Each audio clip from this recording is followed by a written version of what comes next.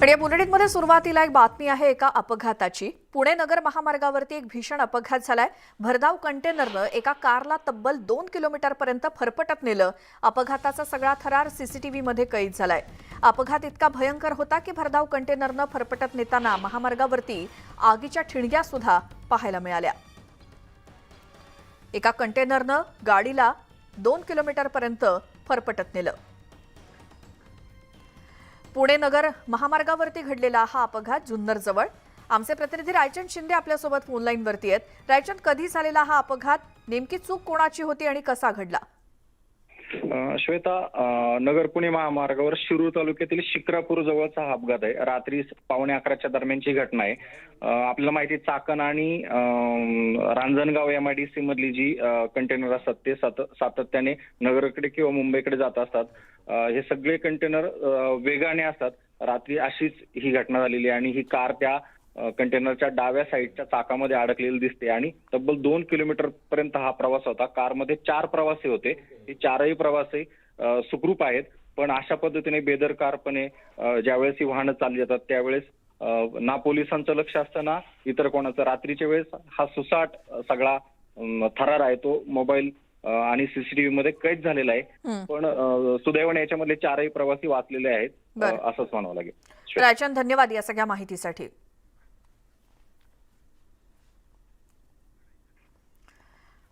राजकीय वर्तुळातून सविस्तर बातमी पाहूयात। राज्यामध्ये आगामी निवडणुकीच्या तोंडावर नव्या हिंदू हृदय सम्राटाचा उदय झालाय। भाजप आमदार नितेश राणेंनी श्रीरामपूरच्या आक्रोश मोर्चामध्ये देवेंद्र फडणवीस यांना हिंदू हृदय सम्राटाची उपमा दिली। नितेश राणेंनी उपमा दिल्यानंतर शिवसेनेनं त्यांची खिल्ली उडवली। नितेश राणे कधी कोणता शोध लावतील हे काही सांगता येत नाही असा टोला किशोरी पेडणेकर यांनी लगावला। हिंदुस्तान एकमेव हिंदू हृदय सम्राट सरसेनापती महानेता माननीय शिवसेना प्रमुख श्रीमान बाळासाहेब ठाकरे यांचा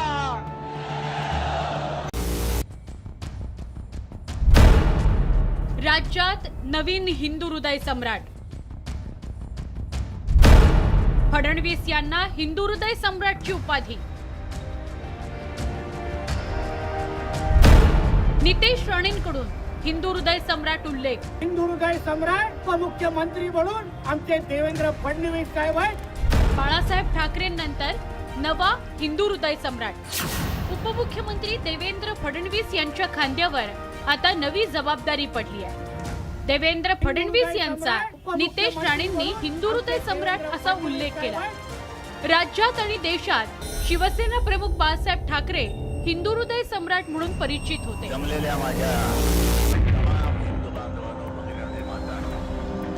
मराठी माणूस केंद्रस्थानी ठेवून बाळासाहेब ठाकरेंनी राजकारण केलं। यामध्ये त्यांना यशही आलं।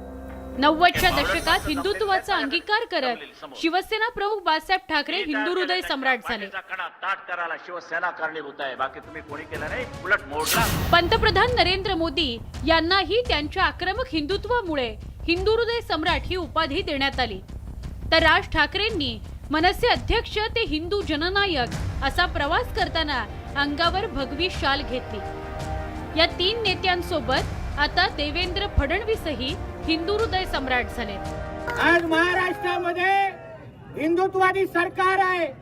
महाराष्ट्राचे मुख्यमंत्री कडवट हिंदुत्ववादी एकनाथ शिंदे साहेब आहेत आणि हिंदू हृदय सम्राट उपमुख्यमंत्री म्हणून आमचे देवेंद्र फडणवीस साहेब आहेत। हे अधिकाऱ्यांनी लक्षात ठेवावं। म्हणून कुठलाही अधिकारी कोणीही कुठलाही आमच्या हिंदू मुलावर अगर वाकड्या नजरेने बघेल तर त्याचे डोळे जागेवर राहणार नाहीत। हा इशारा तुम्ही या निमित्ताने समजून ठेवा। श्रीरामपूर मध्ये लव जिहाद आणि आदिवासी तरुणाचं अपहरण झाल्याच्या निषेधार्थ जन आक्रोश मोर्चा काढण्यात आला। त्यावेळी नितेश राणेंनी आक्रमक हिंदुत्वाचा नारा दिला। तर दुसरीकडे शिवसेनेनं नितेश राणेंना अधिक महत्त्व न देता एक प्रकारे त्यांचा उपहास केला। भारतीय जनता पार्टीने काही हास्य कलाकार तयार केले, मग ते राणा असतील, राणे असतील की ही काही मंडळी ही न्यूसेन्स आहे। म्हणजे उचलली जीप की लावली टाळ्याला। आणि कुठूनही उद्धवजी ठाकरे, आदित्यजी ठाकरे यांना एक पंचिंग बॅग आता ते झालेले आहेत। म्हणजे उठसूट यांच्याबद्दल बोलायचं आणि स्वतःचा हसं करून घ्यायचं ही असली मंडळी आहे. राज्यात लवकरच पालिका निवडणुका होणार आहेत. त्या पाठोपाठ झेडपीच्या निवडणुका आहेत. तर 1.25 वर्षांनंतर लोकसभा निवडणुकीचे पडघम सुरू होतील. या पार्श्वभूमीवर नितेश राणेंनी नवे हिंदू हृदय सम्राट मैदानात उतरवले आहेत. आता त्यांना मतदार कसा प्रतिसाद देतात हे लवकरच स्पष्ट होईल. श्रीरामपूरहून हरीश दिमोटे आणि मुंबईहून प्रशांत बागसह ब्युरो रिपोर्ट, न्यूज 18 लोकमत. आणि याविषयी महत्त्वाची बातमी. प्रभादेवीमध्ये शिंदे गट आणि शिवसेना कार्यकर्त्यांमध्ये पुन्हा एकदा राडा झाला आणि दोन्ही गटामध्ये जोरदार हाणामारी झाल्याचं कळतंय. दादर पोलीस स्टेशन परिसरात दोन्ही गट आमने सामने आले होते आणि यावेळी शिंदे गटात असलेले आमदार सदा सरवणकर यांनी पोलीस स्टेशनच्या आवारामध्ये गोळीबार केल्याचा आरोप त्यांच्यावरती आहे. मात्र सरवणकरांनी गोळीबाराचा आरोप फेटाळून लावलाय. या प्रकरणी 5 जणांवरती गुन्हे दाखल करण्यात आलेत आणि या राड्याच्या घटनेमुळे प्रभादेवीमध्ये तणावाची स्थिती निर्माण झाली आहे. विसर्जनादरम्यान शिंदे गटाचे माजी नगरसेवक समाधान सरवणकर आणि वरळीतील शिवसेनेच्या माजी नगरसेविका हेमांगी वरळीकर यांच्यामध्ये वाद झाले होते. मंच उभारण्यावरून विसर्जनाच्या दिवशी या दोन्ही गटामध्ये राडा झाला होता आणि यानंतर पुन्हा एकदा दोन्ही गटात वाद उफाळून आला. रुचा कानोलकर आमच्या प्रतिनिधी आपल्यासोबत फोनलाईन वरती आहेत. रुचा, काल झालेल्या या राड्यानंतर आतापर्यंत कोणाकोणाला ताब्यात घेतलंय, काय कारवाई केली आहे का पोलिसांनी? सध्या मिळालेल्या माहितीनुसार संतोष तेलवणे यांनी ही तक्रार नोंदवली होती. संतोष तेलवणे हे शिंदे गटाचे शाखा प्रमुख आहेत आणि त्यांच्यावर शिवसेनेच्या काही कार्यकर्त्यांनी हल्ला केल्याची एक तक्रार त्यांनी नोंदवली आहे. त्यामध्ये त्यांनी असं नोंद केलंय की त्यांना मारण्यासाठी साधारण रात्री 12:30 वाजताच्या सुमारास काही शिवसैनिक हे तलवार, चॉपर आणि इतर काही हत्यारं घेऊन आले होते आणि त्यांनी यामध्ये काही नावं घेतलेली आहेत. ठाकरे गटातील महेश सावंत, शैलेश माळी, संजय भगत यांच्यासह 20 ते 25 आणखी शिवसेनेचे कार्यकर्ते होते जे त्यांना मारण्यासाठी आले होते आणि या सर्व नावांपैकी 5 जणांवर सध्या गुन्हा दाखल करण्यात आलेला आहे आणि याच प्रकरणी शिंदे गट आणि ठाकरे गटातील मारहाणी प्रकरणी पोलिसांनी ठाकरे गटातील काही कार्यकर्त्यांना ताब्यात घेतलं होतं. आता त्यांना पोलीस स्थानकातून, दादरच्या पोलीस स्थानकातून वैद्यकीय तपासणीसाठी नेण्यात येत आहे. खरं तर हा प्रकार सर्व गणेश विसर्जनाच्या मिरवणुकीपासून सुरू झाला. शिंदे गटाने ठाकरे गटाच्या बरोबर बाजूला एक मंच उभा केला गणेश भक्तांना जाण्या येण्यासाठी, त्यांचं स्वागत करण्यासाठीचा हा मंच होता आणि त्याचवरून शाब्दिक वाद सुरू झाला होता. माजी नगरसेवक समाधान सरवणकर आणि शिवसेनेच्या माजी नगरसेविका हेमांगी वरळीकर यांच्यामध्ये हा शाब्दिक वाद सुरू झाला. त्यानंतर हे प्रकरण चिघळलं आणि संतोष तेलवणे यांनी याबाबत व्हॉट्सअपवर आणि फेसबुकवर काही आक्षेपार्ह पोस्ट केली होती. त्यानंतर शिवसैनिक त्यांना मारण्यासाठी आले असं त्यांनी तक्रार केली आहे आणि हे सर्व प्रकरण आता आणखी चिघळलेलं आहे. या कार्यकर्त्यांमध्ये काल रात्री जोरदार राडा झाला, हाणामारी झाली आणि त्यानंतर ज्यांना ताब्यात घेण्यात आलं त्या कार्यकर्त्यांना आता वैद्यकीय तपासणीसाठी पोलीस स्थानकातून नेण्यात येतं. बरं रुचा, सरवणकरांनी पोलीस स्टेशनच्या आवारामध्ये गोळीबार केल्याचा जो आरोप त्यांच्यावरती आहे, मात्र त्यांनी तो आरोप फेटाळून लावलाय, काय तथ्य त्या?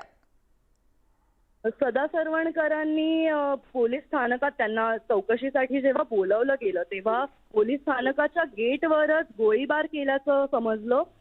मात्र हा आरोप आहे शिवसेनेकडून केला गेलेला आहे, ज्यामध्ये त्यांनी म्हटलंय की शिवसेनेचा असा आरोप आहे की शिवसेनेचे जे विभाग प्रमुख आहेत महेश सावंत त्यांच्यावर आणि एका पोलीस स्थानकावर हा गोळीबार होता वाचला. ते थोडक्यात बचावलेत या घटनेमध्ये आणि त्याबाबत विचारणा केली असता सदा सरवणकरांनी माध्यमांना इतकंच सांगितलं की हा कौटुंबिक वाद आहे, यामध्ये फक्त आरोप करण्याचा प्रकार आहे, इतर कोणतीही गोष्ट यातली या गोष्टीत तथ्य नाही असं सदा सरवणकरांनी म्हटलेलं आहे आणि हे सर्व आरोप त्यांनी फेटाळलेले आहेत. बरं, रुचा 2 दिवसापूर्वी सुद्धा असाच काहीसा वाद तिथे झालेला होता घोषणाबाजीवरून आणि पुन्हा एकदा तसाच एकदा राडा शिवसेना आणि शिंदे गटातल्या या काही कार्यकर्त्यांमध्ये आणि त्याचसोबत जो काही आरोप होतोय सदा सरवणकर यांच्यावरती गोळीबार केल्याचा त्यांनी मात्र आरोप फेटाळून लावलेला आहे. पोलिसांनी 5 जणांना ताब्यात घेतल्याची माहिती मिळाली आहे. धन्यवाद रुचा तुम्ही दिलेल्या या सगळ्या माहितीसाठी. अजूनही हे प्रकरण चिघळण्याची शक्यता, पोलीस मात्र त्यांचं कर्तव्य करतायत. पुढची सविस्तर बातमी पाहूयात. राज्यामध्ये जून ते ऑगस्ट दरम्यान झालेल्या अतिवृष्टी आणि पुराचा मोठा फटका शेतकऱ्यांना बसलेला होता आणि या बाधित झालेल्या शेतकऱ्यांसाठी तब्बल 3,501 कोटी रुपयांच्या मदतीची घोषणा सरकारनं गुरुवारी केली होती. त्यानुसार या मदतीचं वाटप तातडीनं सुरू करून बाधितांच्या खात्यामध्ये पैसे जमा करण्याचे आदेश मदत आणि पुनर्वसन विभागानं दिलेत. राज्यातील एकूण 23,81,920 हेक्टर शेतीचं नुकसान झालंय, तर 25,93,000 शेतकऱ्यांना अतिवृष्टीचा फटका बसलाय. त्यानुसार जिरायत शेतीसाठी प्रति हेक्टरी 13,600 रुपये, बागायत शेतीसाठी 27,000 रुपये प्रति हेक्टर आणि बहुवार्षिक शेतीसाठी 36,000 रुपये प्रति हेक्टर मदतीची घोषणा करण्यात आली होती.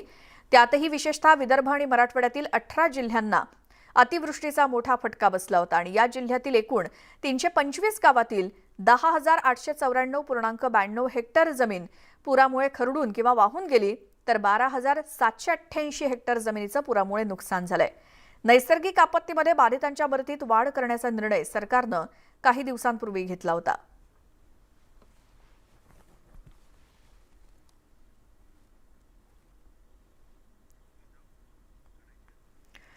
राज्यामध्ये सत्तांतर झाल्यानंतर शिंदे गट आणि भाजप गटाकडून उद्धव ठाकरे यांना सातत्यानं टार्गेट केलं जातंय. भाजपच्या या टीकेच्या भडीमारामुळे ठाकरे पिता पुत्र सुद्धा बॅकफूटवरती गेल्यासारखे वाटतायत. सत्ताधाऱ्यांच्या रडारवर ठाकरे पिता पुत्र. ठाकरेंची पंचिंग बॅग केल्याचा आरोप.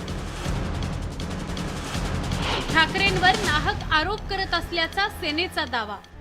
दिवसा काय चालायचं, रात्री काय चालायचं, रात्रीच्या अंधारात काय चालायचं. महाराष्ट्राच्या जनतेच्या मनात वाईट प्रतिमा तुम्ही निर्माण केली आहे. खऱ्या अर्थाने महाराष्ट्राची माफी उद्धव ठाकरेंनी मागितली पाहिजे. महापौर तुमचा, मुख्यमंत्री तुम्ही, आणि दाऊदच्या माणसांच्या कबरींचं सौंदर्यीकरण चालू आहे. सत्ता गेल्यामुळे जी निराशा त्यांना आलेली आहे त्या निराशेतनं ते बोलतायत. त्यामुळे अशा निराश लोकांवर फार कमेंट द्यायची नाही. महाविकास आघाडीचं सरकार सत्तेतून पायउतार झाल्यापासून उद्धव ठाकरे आणि आदित्य ठाकरेंवर टीकेचा भडीमार सुरू आहे. सुरुवातीला शिंदे गटाकडून टीका केली जात नव्हती, पण आता शिंदे गटाचे नेतेही उद्धव ठाकरे आणि आदित्य ठाकरेंवर टीकेची संधी सोडत नाही. ठाकरे पिता पुत्रांची सत्ताधाऱ्यांनी पंचिंग बॅग केल्याचं शिवसेनेचे नेते आता सांगू लागले. काही मंडळी ही न्यूसेन्स आहे, म्हणजे उचलली जीप की लावली टाळ्याला. आणि कुठूनही उद्धवजी ठाकरे, आदित्यजी ठाकरे यांना एक पंचिंग बॅग आता ते झालेले आहेत. म्हणजे उठसूट यांच्याबद्दल बोलायचं आणि स्वतःचा हसं करून घ्यायचं, ही असली मंडळी आहे. आणि ह्यांचे बोलवते धनी कोण आहेत हे देखील आता लोकांना समजलं. उद्धव ठाकरे आणि आदित्य ठाकरे सत्ताधाऱ्यांच्या टीकेच्या मार्याला आपापल्या परीनं उत्तर देण्याचा प्रयत्न करतायत, पण त्यांचा हा प्रयत्न तोकडा पडताना दिसतोय. पडझडीतून पक्ष वाचवण्याची पितापुत्रांची धडपड सुरू असताना त्यांना शाब्दिक हल्ला करून ठाकरेंना घायाळ करण्याचा हा माइंड गेम यशस्वी होणार का? ठाकरे सत्ताधाऱ्यांच्या टीकेला जशास तसं उत्तर देणार का हे पाहावं लागणार आहे. प्रशांत बागसह bureau report, news 18 Lokmat, Mumbai. भाजपचे नेते मोहित कंबोज यांनी शिवसेना पक्षप्रमुख उद्धव ठाकरे यांना पुन्हा एकदा डिवचलंय. कंबोज यांनी ट्विट करत यंदा महाराष्ट्रातील 12 कोटी जनतेला न गणेशोत्सवाच्या शुभेच्छा दिल्या, न दहीहंडी उत्सवाच्या शुभेच्छा दिल्या असं म्हणत उद्धव ठाकरेंना त्यांनी डिवचलंय.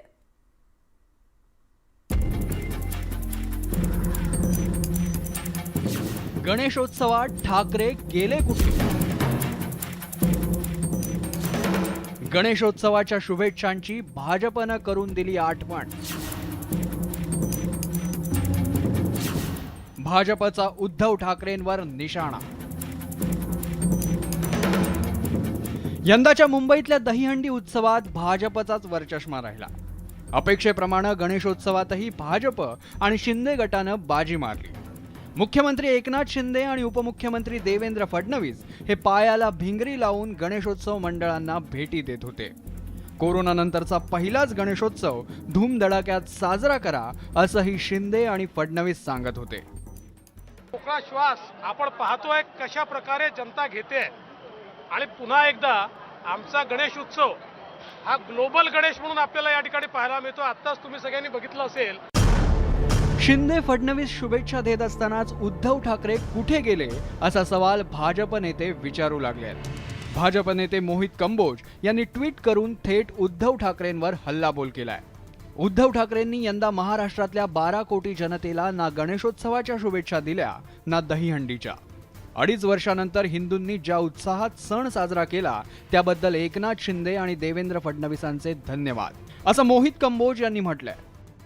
उद्धव जी ने इतनी क्या मजबूरी थी उनकी, ऐसी कौन सी उनके पास मजबूरी है कि उन्होंने दही हंडी का कार्यक्रम हो या गणेश उत्सव हो, उसकी बधाई तक 12 करोड़ लोगों को नहीं दी, देश में नहीं दी, देशवासियों को नहीं दी और महाराष्ट्र के लोगों को नहीं दी. तो ये कहीं ना कहीं दिखाता है कि उनका प्यार याकूब की तरफ कहीं बढ़ता तो नहीं जा रहा है, कि आज कहीं मजबूर है वो. कंबोज यांच्या या ट्विटवर तिळपापड झालेल्या शिवसेनेनं उद्धव ठाकरे आणि आदित्य ठाकरेंनी अनेक गणेशोत्सव मंडळांना भेट दिल्याची आठवण करून दिली आहे. भारतीय जनता पार्टीने काही हास्य कलाकार तयार केले.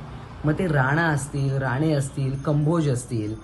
आता या कंबोजने एक ट्विट केलं की माननीय उद्धवजी ठाकरे यांनी गोकुळाष्टमी आणि गणपतीच्या लोकांना शुभेच्छा दिल्या नाही.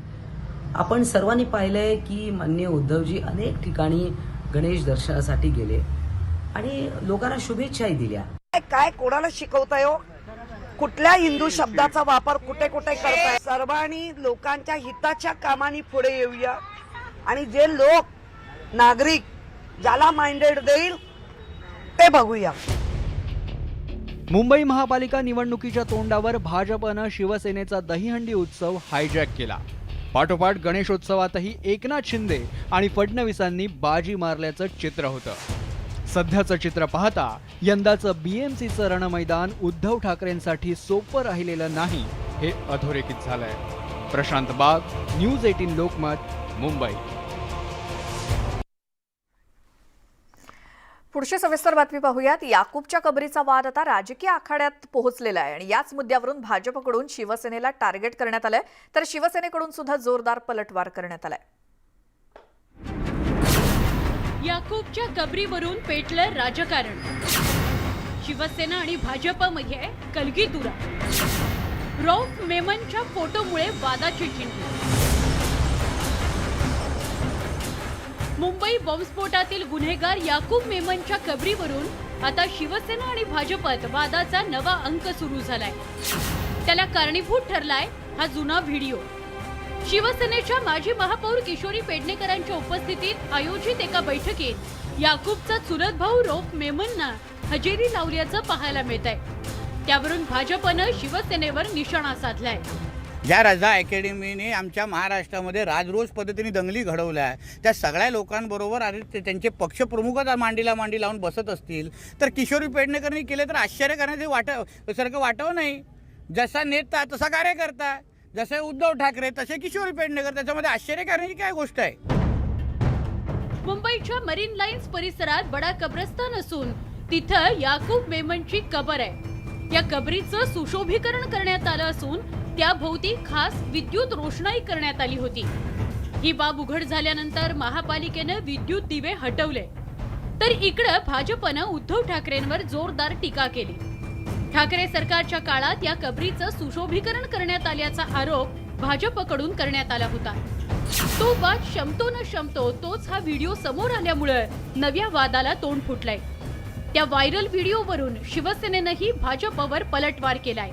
ते जे कोण रौफ मेमन आहेत ते काय मला एकट्याला भेटलेले नाहीयेत. तिथे 50-60 लोक उपस्थित आहेत. हे खोटे आरोप आहेत. जर माजी मुख्यमंत्री आणि आताचे उपमुख्यमंत्री सन्माननीय देवेंद्र फडणवीस यांच्यासोबत अकेला एकटे ते त्यांना गुच्छ देत आहेत, त्यांना भेटतायत, त्याची उत्तरं मग कोणी द्यायची? याकूबच्या कबरीवरून शिवसेना आणि भाजपकडून एकमेकांवर आरोप प्रत्यारोप केले जात आहेत. पण कबरीच्या सुशोभीकरणाला जबाबदार कोण या प्रश्नाचं उत्तर अद्यापही अनुत्तरितच आहे. Bureau report, news 18 Lokmat.